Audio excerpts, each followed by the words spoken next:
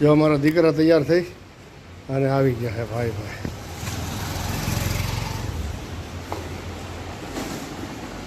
નમન આવી ગયા બધા નાળિયેર કમ્પ્લેટ એ તો હવે ભરો ભાઈ, હાલો કાઢો.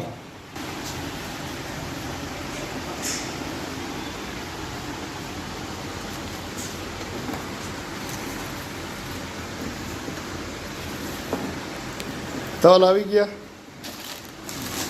બીજું શું શું લઈ આવ્યો મને બોલ. હા હા ગોળ. પછી બીજું લોટ નથી લઈ આવ્યો? આવી ગયો ને લોટે.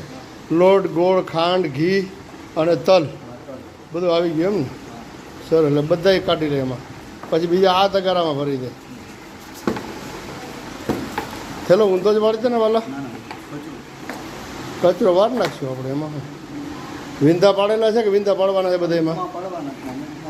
હે આમ ઊંચું જઈને બોલ. હા બરાબર છે. તો હવે ડિસમિસ કે લેતો આવું ને કંઈક. તારા માસીને બોલાવતા હું એટલે એ આપણે તૈયાર કરી દઈએ. બરાબર. ચૈત્ર મહિનો છે અને કીડીયું માટેનું ભોજન તૈયાર કરી દઈએ આપણે. બરાબર. હાલો જય ગિરનારી. હું ડિસમિસ લેતો હું, પછી પાડીએ વિંધા.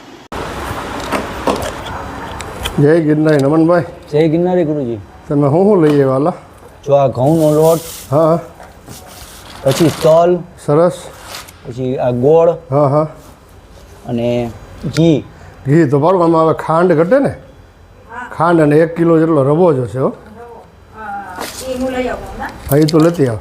રવો ને ખાંડ બે ઊભી થાય એ પહેલાં લેતી આવ, પછી શરૂઆત કરીએ આપણે. તો અમને બનાવી દે, તૈયાર કરી દે. બરાબર.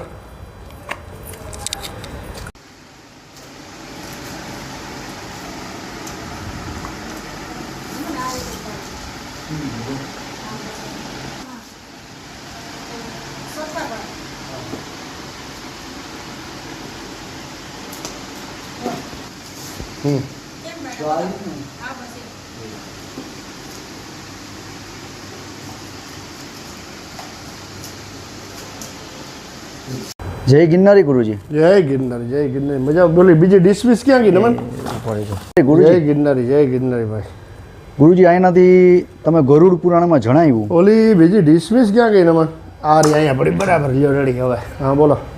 તમે ગરુડ પુરાણમાં જણાવ્યું હા કે કીડિયારું પૂરવાથી શું થાય છે, પણ હવે આના ફાયદો શું એ પણ જણાવો. ફાયદો જો એક તો તમારી ઉપર કોઈ પણ પ્રકારનો કર્જ હોય ને, ઋણ, હા, ઋણ તમારી ઉપર ક્યારેય ન રહે.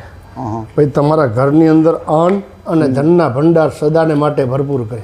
વાહ વાહ. તમે એક નાળિયેર છે ને આની અંદર કીડિયારું ભરીને મૂકી દો. પહેલો ફાયદો હું તો કે આમાં કીડી અને મકોડા જ જઈ શકશે. બીજું કોઈ પણ આની અંદર કોઈ જનાવર કે જાનવર મોઢું મારશે ને તો એ હાથમાં નહીં આવે. બરાબર. મોટામાં મોટો ફાયદો એ છે. ત્રીજી વસ્તુ આમાં એવી છે કે આ તમે એક વખત બનાવીને મૂકશો પણ એને છે ને 4 મહિના સુધીનું કીડીયું ને અનાજ થઈ જશે. ચોમાસા સુધી એને હાલશે.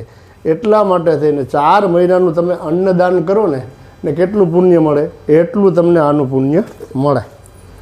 અને મૃત્યુ પછી પણ ઘણા માણસો છે ને એ ગુજરી જાય પછી સપના આવે છે ને કોઈને કીડી છે એ ચટાકા ભરતી હોય ને એવું થાય છે. ઘણી વખત આપણે એવું સાંભળેલું છે. બરાબર. એનું કારણ જ કે જિંદગીમાં કીડિયારું ક્યારેય ના પૂર્યું હોય ને જેને એને મૃત્યુ પછી કીડીયું છે ને એને ચટાકા ભરે. વાહ વાહ ગુરુજી, ખૂબ જ સરસ માહિતી આપી. જય ગિરનારી. જય ગિરનારી.